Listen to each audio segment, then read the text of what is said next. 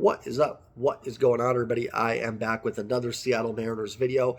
If you're new here, hit the sub button, hit the like button, helps me out a whole lot. If you're not new here and you are subbed, thank you for already being here. Hit the like button, please, helps me out tremendously, and I hope you're all enjoying the content. Before I get started, I'm going to apologize for any background noise. My kids, their cousins are all swimming in the pool. They are supervised out there, I promise. The dog is out there barking too, so if you hear any background noise, I am sincerely sorry for that. I think the kids are okay. It's just the dog barking. That may be an issue. I'm going to go back and rewatch the video. If it's really bad, I'll get rid of the video. But that doesn't matter to you because if you're watching this, that means I didn't delete it. So let's get into it. A topic that's kind of going around Twitter right now, at least I've seen from a few people, is, and sides are forming. Sides always form.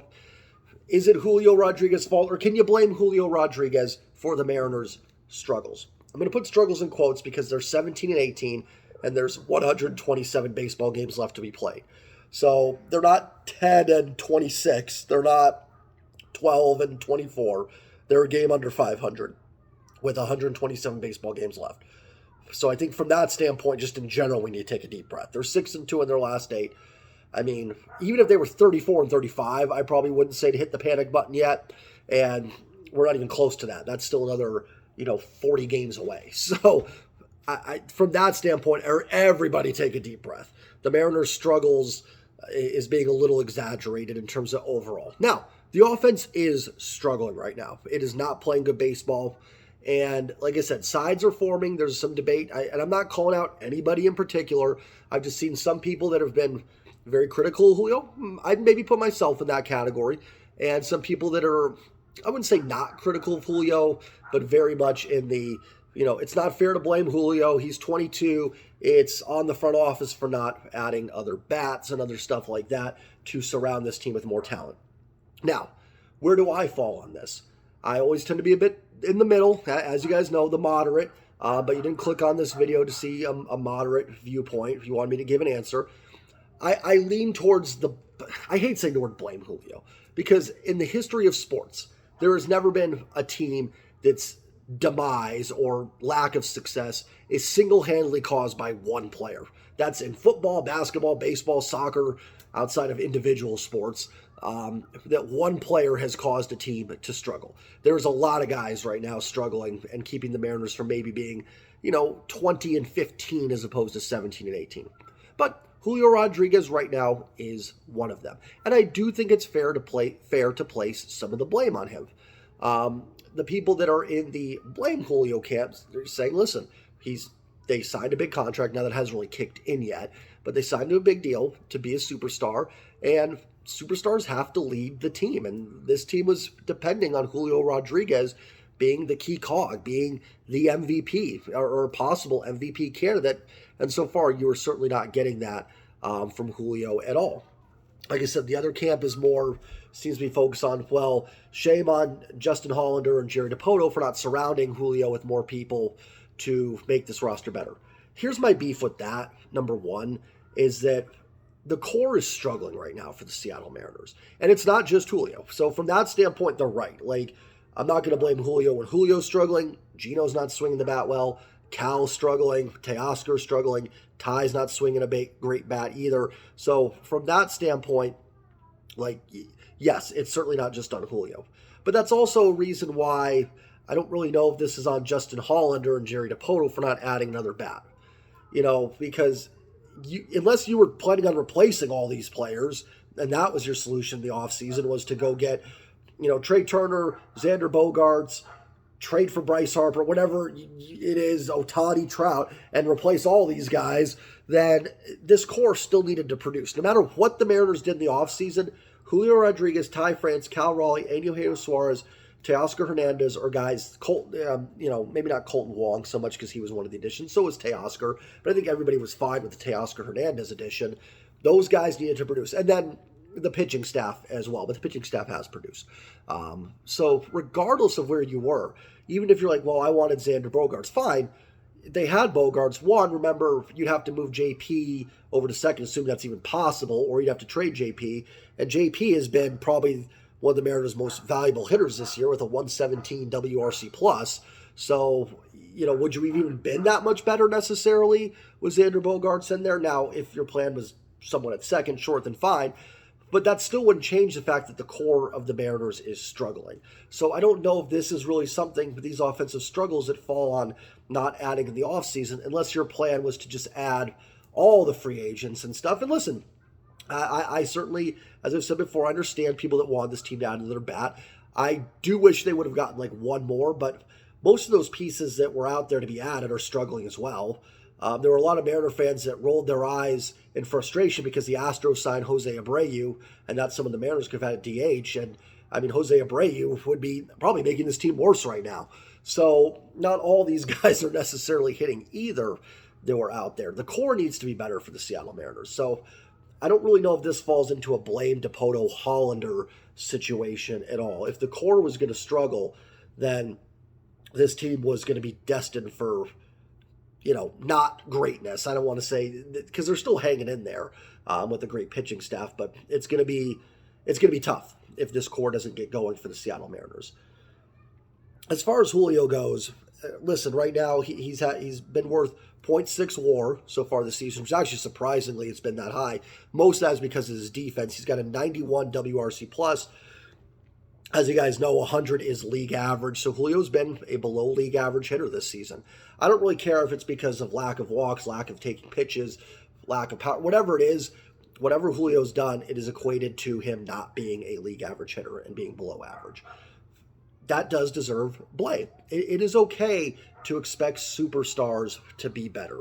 Now, no one, at least from my standpoint, is making a personal attack. Like, I love Julio. The work ethic is tremendous. I think, if anything, I think Julio might be pressing a little too hard, working a little too hard to get out of this, and probably needs to take a deep breath and go to the beach for a day, and relax and get his head clear a little bit. So it's certainly not anything that this is a personal thing where I'm sitting here going, Julio needs to be benched and what an awful, disgusting performance and stuff like that. That's not what this is about.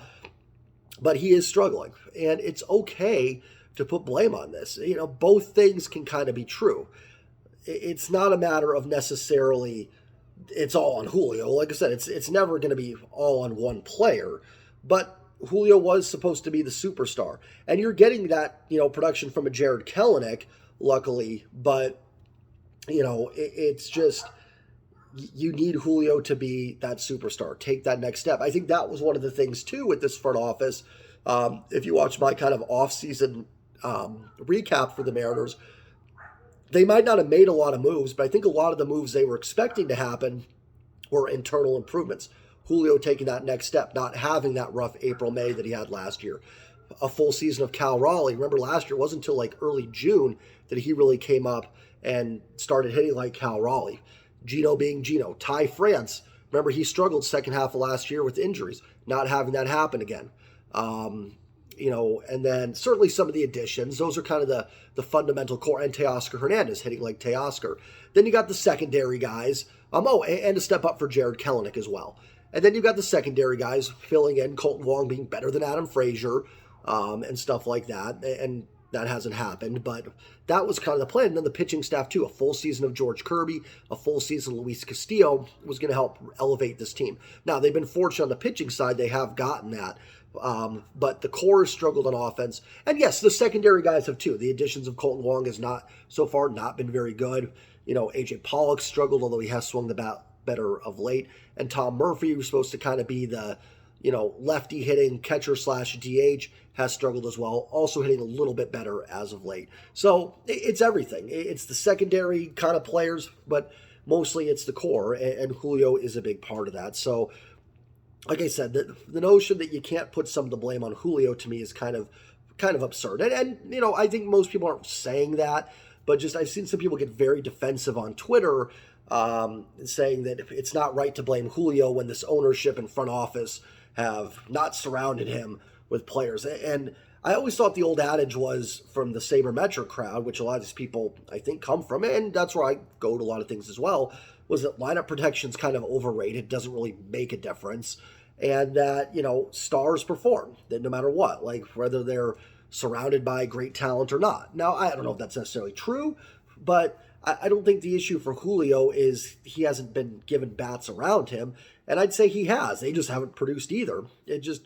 Julio isn't producing on top of it. So Yeah, I guess I think it's okay to place some blame on the superstar. And now you might say too, like, Jay, you put Julio here, and now you're blaming the best player, which is something that fans tend to do. And there's a lot of other players, underneath, like I said, the Wongs, Haggertys, whatever, that are bringing the team down even more. Those guys are struggling, no doubt. But sometimes your best players are held to higher standards. I remember, just to use a football analogy here, when the Seahawks played the Raiders this year, they gave up that 85-yard run to Josh Jacobs in overtime. And Josh Jones was kind of a third string safety, and he took a terrible angle on Jacobs, which allowed him to kind of break and finish off the run. I had someone kind of ask me, how come you weren't more hard on Josh Jones in that situation, and you were kind of harder on Quandre Diggs in that spot? And my answer was simple. Josh Jones is a third string free safety. Like, he's not expected to make plays. I don't expect him to be the guy that saves the day against Josh Jacobs. Quandre Diggs is a Pro Bowl caliber safety. I do expect him to make plays. I don't expect Sam Haggerty to carry this team for a week or a month. I don't expect A.J. Pollock to. I'd like those guys to be better, and they should be, but they're not superstar players. They're role players. I expect the best players to be better, and that's Julio Rodriguez. He is and should be the best player on this team. And defensively, he's been really good, but offensively, he is, again, the offense is struggling in general, so he's in kind of a group, but his offensive struggles are one of the reasons this team is not sitting there at 19-16 or 20-15 right now. That is one of the reasons. He's WRC plus is below league average. That is hurting the Seattle Mariners right now. Julio Rodriguez definitely deserves blame for the Mariners not being better than they are right now. I'll go back to the very beginning. They're 17-18. This is not some sort of like, oh my gosh, they're 10-25. How are we going to recover? I think Julio is going to be fine. I do. I'm not worried about Julio going forward. I shouldn't say I'm not worried. Like, I'd like to see it happen eventually. But I'm not overly concerned about it. I do think he's hurt. I do think he's battling the back injury a little bit. He seems slower going down the line when he's trying to run out stuff. And like I said, this isn't a question of Julio's work ethic in the slightest. I think he's probably got one of the best work ethics in baseball. And if anything, he's probably working too hard right now. He probably needs a day off. Like, go sit in the sun and catch some rays and just relax. And I'm talking like the Mariners play in Southern California here, but you guys know what I'm talking about. So this is not some, and I guess this thing, it's not a personal thing. I love Julio. If I could afford, I'd have 10 Julio jerseys hanging in the back right there. So none of this is personal, but I just want, if you're sitting there going, man, I really wish Julio would be better. And you've got some of these very prominent Mariners Twitter accounts that love to blame the front office and the ownership. I'm not here to shill for Mariners ownership, but they want to put it all on them. And how dare you think Julio's the main problem right now? Don't feel bad about that. He probably is. If you're to say, what's the main if you were just sitting there, empty-headed on the couch and a buddy looks, he goes, hey man, what's the reason the Mariners are probably not 3 or 4 games over 500 right now? What's the first thing that would come out of your mind? Maybe you'd say the offense in general. That'd be fair. But one of the other ones would be like, Julio's not playing Julio baseball. That right there tells you, like, that's your natural reaction to say it, then it's probably legitimate. And that's where I'm at. Like I said, it's not a personal thing. If you're feeling that way like me, I don't think you should feel bad for that. That's not anything that you're doing wrong by, doing wrong would be like messaging Julio and telling him stuff. That's not what I'm talking about. We're just talking about in terms of baseball terms, that Julio is right now carries some of the blame for the Mariners' struggles. I'm not worried about him going forward. I think he's going to get better. I think he's just in a little bit of a slump. Oh, that's the other thing too, is that's kind of what it is. Like, I think everybody admits Julio's slumping, but it's like, it's on the front office for not surrounding them with more so that Julio's allowed to slump.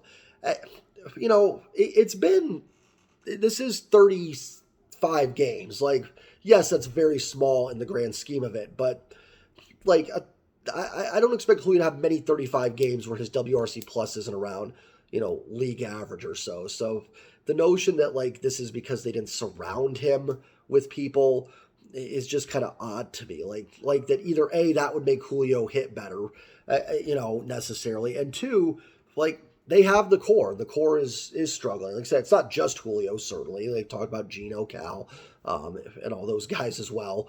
But yeah, that is some sort of like that they've put too much pressure on Julio seems bizarre to me. Because if like they added more and Julio was hitting eighth, these are the same people that be yelling at the front office for how could you have Julio, such a young talent, be wasted hitting at the bottom of the order and stuff like that. So it's just kind of ridiculous to me. It seems like a pretty simple answer here. Julio's struggling. He deserves some blame. I think he's going to get better and turn it around.